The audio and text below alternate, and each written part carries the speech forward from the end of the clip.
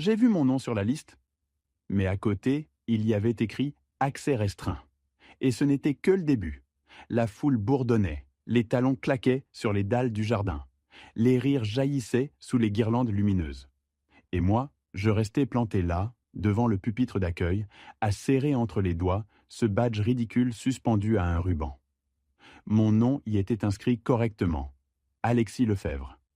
Mais juste en dessous, en lettres grises à peine visibles, accès restreint, zone B. Je n'ai pas compris tout de suite. Je croyais à une erreur de frappe. « Excusez-moi, dis-je à la jeune femme derrière la tablette, il doit y avoir une confusion. Je suis le frère du marié. » Elle m'a regardé un instant, polie mais lasse. Elle a tapoté sur son écran sans lever les yeux. « Alexis Lefebvre, c'est bien ça ? Groupe B, confirme-t-elle. Accès au cocktail, à l'espace jardin et à la tente secondaire. Pas de place dans le chapiteau principal. » J'ai ri. Un petit rire sec, pas drôle du tout. « Vous plaisantez ? J'ai offert leur voyage de noces. J'ai passé 2 semaines à les aider à organiser ça. Et je suis même pas invité à la cérémonie ? Je suis désolée, monsieur, murmure-t-elle, un peu gênée maintenant. Ce sont les listes officielles transmises par la famille. Je ne fais qu'exécuter. Je suis resté figé. Autour de moi, les invités arrivaient par grappes. Certains me reconnaissaient et me faisaient un signe de tête vague. D'autres m'ignoraient royalement. On m'a frôlé, bousculé. J'étais un poteau dans le décor. J'ai vu mes parents entrer. Mon père en costume clair, ma mère magnifique, maquillée comme pour une remise de prix. Ils sont passés devant moi sans même me regarder. Pas un mot, pas un geste, comme si j'étais invisible. Et puis, lui, mon frère. Il est apparu au bras de sa fiancée, non, de sa femme maintenant, radieux, triomphant, applaudi. Il m'a croisé du regard. 1 seconde, et il a détourné les yeux. Il savait. Il savait. Le monde s'est ralenti, les sons étouffés, les mouvements flous. Je ne ressentais rien, juste ce badge dans ma main, ce petit bout de plastique qui m'excluait de leur monde. Un symbole de trop. J'ai baissé les yeux, puis je l'ai retiré et rangé dans ma poche. Ils m'avaient invité, oui, officiellement. Mais en réalité, j'étais là pour figurer. Un nom sur une liste, une formalité. Rien de plus. Un serveur est passé avec une coupe de champagne. Je l'ai prise sans réfléchir. J'ai bu. Longuement. Et là, je me suis demandé quand est-ce que tout ça avait commencé à pourrir. Parce que ce n'était pas juste aujourd'hui. C'était plus ancien, plus profond. Les silences, les petites humiliations, les rendez-vous manqués, les remerciements absents.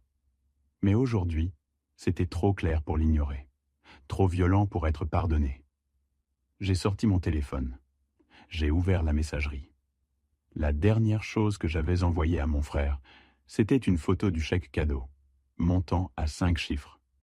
Avec un cœur. J'ai gardé l'écran allumé un moment, puis j'ai écrit « Rends-le-moi. Je retire tout. Bonne vie à vous deux. » Je n'ai pas attendu sa réponse. Je suis parti. Loin du chapiteau, loin des rires et des flashs. Je ne claquais pas la porte. Je ne faisais pas de scandale. Mais c'était la dernière fois qu'il me rabaissait, et c'est là que tout a vraiment commencé. Je suis resté des heures à marcher sans but, les chaussures serrées, le costume froissé, comme un invité oublié d'un film dont il ne comprend pas le scénario. Je ne savais même plus où j'allais. Mais je ne pouvais pas rentrer chez moi. Pas tout de suite. Le message de mon frère était arrivé moins d'1 heure après mon départ. « Tu dramatises, Alexis ? C'était juste une question de place. On t'avait prévu à la table des cousins. Reviens si tu veux. » Aucune excuse. Aucun doute. Juste ce ton froid, distant, administratif. Comme s'il gérait un problème de traiteur. Pas un frère. J'ai relu le message plusieurs fois, espérant y lire autre chose. Un mot qui aurait trahi un remords. Mais non, rien. Je me suis arrêté dans un bar à vin. 3 couples dîneurs, une serveuse silencieuse. J'ai commandé un verre, puis un autre. Je voulais étouffer le bruit dans ma tête, cette litanie de souvenirs flous qui remontaient à la surface. Le Noël où ils avaient oublié de m'attendre pour ouvrir les cadeaux. Le jour où j'avais prêté ma voiture à mon frère et où il ne m'avait même pas remercié. Les repas où mes idées étaient ignorées, mes histoires coupées. Je pensais que c'était juste moi, que j'étais trop sensible, que je devais faire des efforts. J'ai passé toute ma vie à essayer de mériter ma place dans cette famille. Mais là, dans ce bar silencieux, une évidence glaciale s'est imposée. Je n'ai jamais eu de place à défendre. J'ai ouvert Instagram. Les stories pleuvaient. Mariage parfait. Photos de table, de fleurs, de danse. Et moi, nulle part. Pas une image. Comme si je n'étais jamais venu. Effacé. J'ai regardé la liste des spectateurs de l'une des vidéos. Mon frère, ma mère, mon père. Ils l'avaient tous vu. Ils savaient que je voyais. Et personne n'avait levé le moindre doigt. Je suis resté là longtemps, trop longtemps. Puis j'ai quitté le bar. L'air de la nuit m'a frappé comme un seau d'eau glacée. Je voulais comprendre. Pas pardonner, comprendre. Alors j'ai pris ma voiture et je suis retourné vers le domaine. Je me suis garé loin, derrière les arbres, là où personne ne pourrait me voir. Et je les ai observés. Le feu d'artifice avait commencé. Des étincelles illuminaient les visages levés. Ma mère riait aux éclats, tenant un verre à la main. Mon père dansait avec une tante. Mon frère embrassait sa femme au rythme de la musique. Et moi, j'étais là, dans l'ombre. Et c'est à ce moment précis que j'ai compris. Ils allaient très bien sans moi. Je n'étais pas oublié. J'étais volontairement écarté, parce que je ne servais plus à rien. Je n'étais plus utile. J'avais donné, beaucoup, trop. Et maintenant que je ne donnais plus sans compter, ils n'avaient plus besoin de moi. J'ai reculé lentement, sans bruit, et je suis rentré. Chez moi, j'ai pris un sac. J'ai commencé à ranger. Pas pour fuir, pas pour les punir, pour disparaître. Du moins, de leur carte mentale. Avant de me coucher, j'ai ouvert le groupe de famille. Ce fameux groupe WhatsApp où personne ne répondait jamais vraiment. J'ai écrit une seule phrase. Je prends mes distances, ne me contactez pas, je vais bien. Et j'ai quitté le groupe. J'ai regardé mon écran devenir vide. Aucun message, aucun appel, juste le silence. Et dans ce silence, pour la première fois, je n'avais plus peur. C'est arrivé un jeudi matin. Un simple email. Objet. Réclamation bancaire, chèque annulé. J'ai cru à une erreur. Mais non. Le chèque que j'avais offert à mon frère, celui qui devait financer leur lune de miel, avait été encaissé, puis rejeté. Par moi. Parce que je l'avais annulé, quelques jours après la cérémonie. Et maintenant, mon père m'envoyait une copie du mail, transférée avec ce commentaire sec. C'est indigne. Tu mets la famille dans l'embarras. Je n'ai pas répondu. Pas tout de suite. Je suis resté figé devant l'écran, comme si je venais de perdre un procès sans y avoir assisté. Puis j'ai relu son message. Le mot « famille » y brillait comme une moquerie. Quelle famille? Celle qui m'avait humilié devant 100 personnes? J'ai essayé de l'appeler. 2 sonneries, puis sa messagerie. Alors j'ai fait ce que je n'aurais jamais cru possible.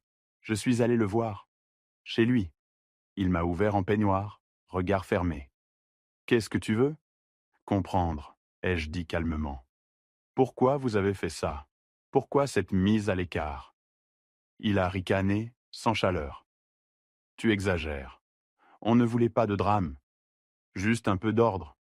Et franchement, tu n'étais pas le centre du monde ce jour-là. »« Ce n'est pas ce que je demande, ai-je répliqué.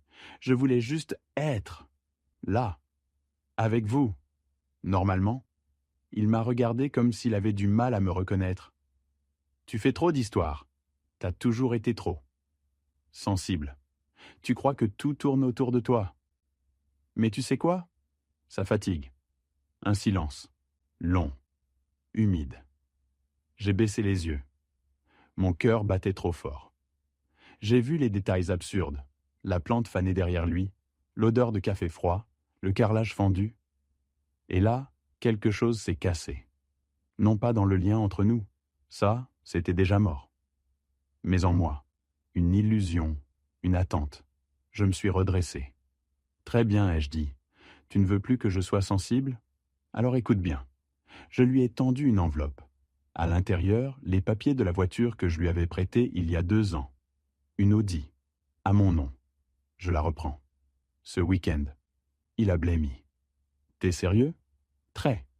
Et je suis parti. Je suis rentré chez moi, tremblant. Pas de rage, de vide. Comme si on m'avait vidé de l'intérieur. Le soir même, ma mère m'a appelé. J'ai hésité à décrocher. Puis j'ai pris l'appel. Qu'est-ce que tu fais, Alexis? Tu te venges maintenant? Je n'ai rien dit. Elle a continué. Tu sais que ton frère a des échéances. Il compte sur cette voiture. Tu n'aurais pas pu attendre? Ou au moins en discuter avant de le mettre dans une situation pareille? Alors j'ai explosé. Froidement. Tu veux discuter, maman? Parlons. De cette liste, de ce badge, de l'humiliation, de ton silence, de ton regard ce jour-là, de ton absence à moi. Elle n'a rien dit. Un souffle, un blanc. Vous saviez tous. Et vous avez laissé faire. Puis j'ai raccroché. Je me suis assis sur le sol. Je n'avais plus de force. Devant moi, un miroir. Je me suis regardé, longtemps, et j'ai vu quelqu'un d'autre. Quelqu'un de seul. Oui, mais debout. Autour de moi, l'appartement semblait plus grand, plus vide aussi. Comme un champ après un incendie. Rien ne restait. Mais pour la première fois, je savais que ce vide m'appartenait. Je ne sais pas combien de temps j'ai passé à vivre en pilote automatique. Les jours passaient, mécaniques. Travail, repas, sommeil, sans colère, sans tristesse. Juste une sorte d'apesanteur. Puis, un message inattendu. Pas de la famille. Une femme, Jeanne, ancienne collègue de mon frère. On s'était croisés une fois, à un anniversaire. Elle m'écrivait via Messenger. Salut Alexis, désolé si c'est déplacé, mais j'ai assisté au mariage. Et je voulais juste te dire que j'ai trouvé tout ça vraiment injuste. J'ai posé une question innocente à ton frère. Et ton frère, il est tout? Il a juste répondu « Oh Alexis, il sera là un moment, mais on ne voulait pas qu'il fasse trop de vagues. C'était clair qu'on t'avait exclu volontairement. Je suis désolé, ça m'a hanté. » Je suis resté immobile. Les mots « pas qu'il fasse trop de vagues » résonnaient comme une gifle. Ce n'était pas un accident, ni une erreur logistique. C'était prémédité, organisé, justifié, par peur que je dérange. Je me suis rappelé les mois précédents, les discussions où je proposais mon aide, les messages restés sans réponse, les décisions prises sans moi. Et tout a pris sens. Je n'étais pas invité par erreur. J'avais été effacé, délibérément. Pas pour une raison grave. Non, pour quelque chose de bien plus banal et donc plus cruel. Je faisais tâche dans leur image parfaite. Je ne me suis pas effondré. Pas cette fois. Quelque chose s'est aligné en moi. Une ligne droite, froide et nette. Si c'était intentionnel, alors je n'avais plus rien à préserver, rien à sauver. Je suis allé dans ma chambre.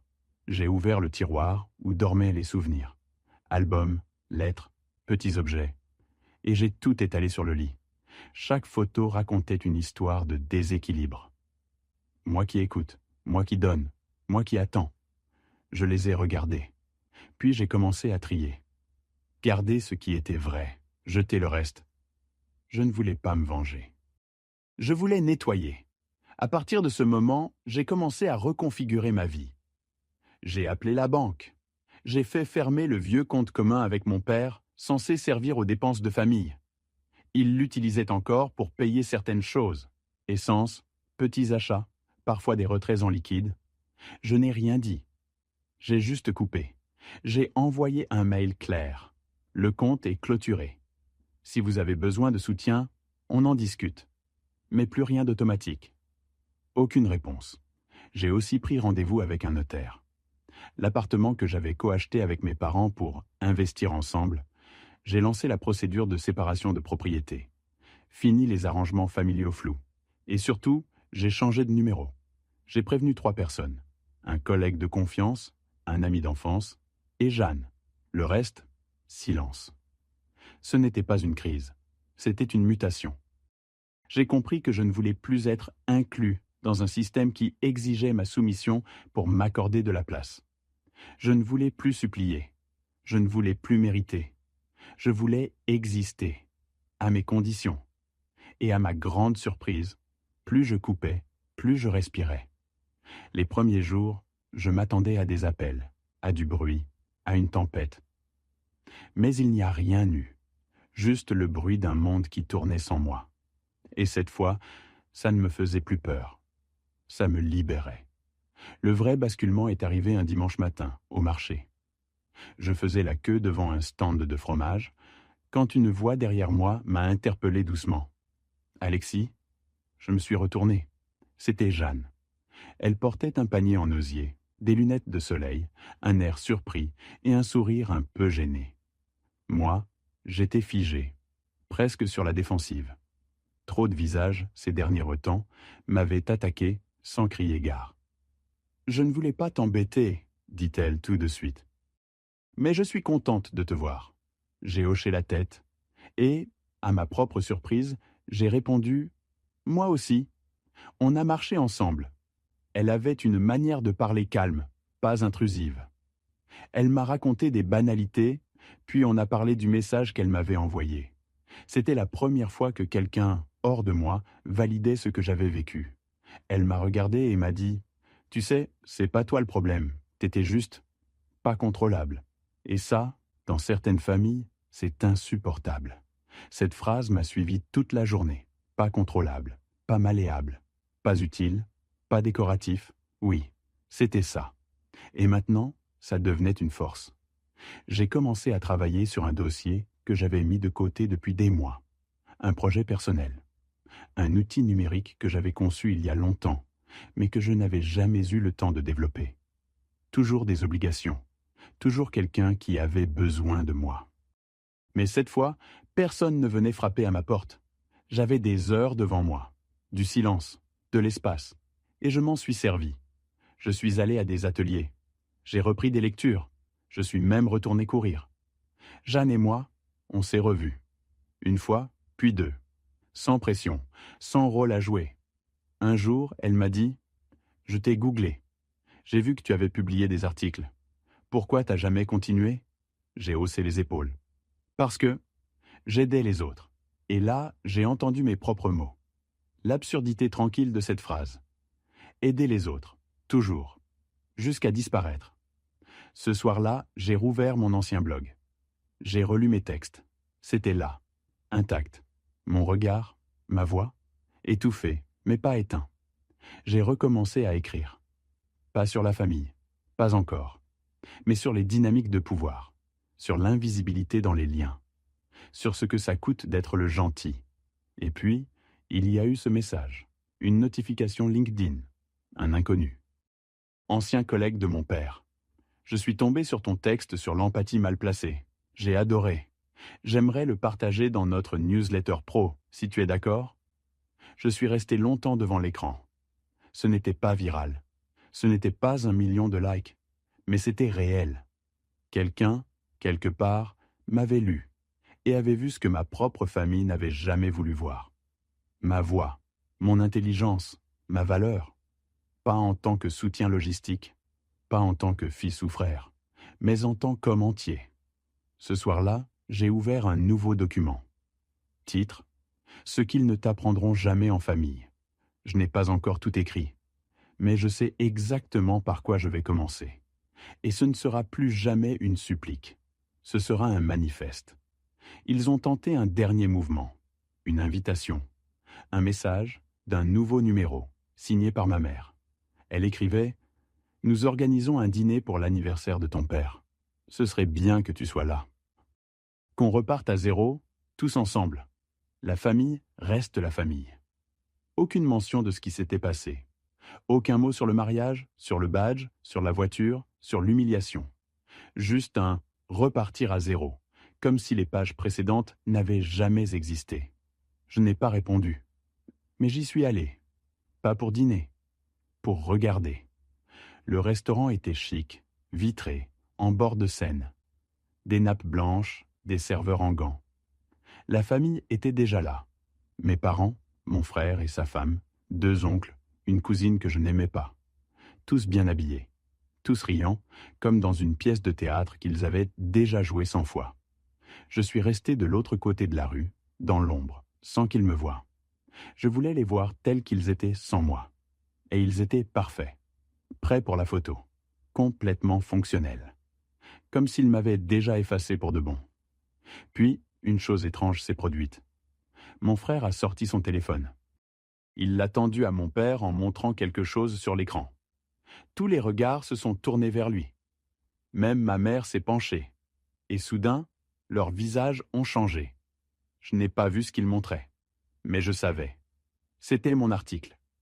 Je l'avais publié ce matin-là, sous mon vrai nom, avec une photo. Je n'avais pas mentionné leur nom, ni de détails directs, mais tout y était. La violence passive, l'exclusion maquillée, le rôle du fils utile qu'on jette dès qu'il ne sert plus. Ils se reconnaissaient, et ils ne pouvaient rien faire. Je les ai vus se figer, se regarder. Mon père a baissé la tête. Ma mère a serré les lèvres. Mon frère a tenté de rire, mais ses yeux trahissaient autre chose. Quelque chose de proche. De la peur. Et moi, de l'autre côté de la rue, je suis resté calme. Je ne suis pas entré. Je n'ai pas fait de scandale. Je les ai laissés avec leurs reflets. Puis, j'ai tourné les talons, et je suis parti. Je n'avais plus rien à prouver. Pas à eux, pas à moi. Je savais maintenant que je n'étais pas fou, ni faible, ni trop sensible. J'étais libre. Et c'est tout ce qui comptait. J'ai pris la route le lendemain, seul, sans destination précise. Juste l'autoradio, les paysages qui glissent, et le silence, ce silence que je redoutais autrefois, et qui désormais me berçait. À un arrêt, sur une aire vide, j'ai ouvert la boîte à gants. Un vieux Polaroid s'y trouvait encore, moi et mon frère, enfants, tenant un cerf-volant trop grand pour nous. Je l'ai regardé longtemps, puis je l'ai reposé, sans tristesse. Le soleil déclinait. J'ai garé la voiture au bord d'un champ. Personne à l'horizon, juste le vent. Et cette sensation étrange d'être entier. J'ai sorti mon téléphone. Je l'ai tenu un instant, puis je l'ai éteint. Plus de groupes, plus d'attentes, plus d'explications. Juste moi. Et le monde enfin vaste.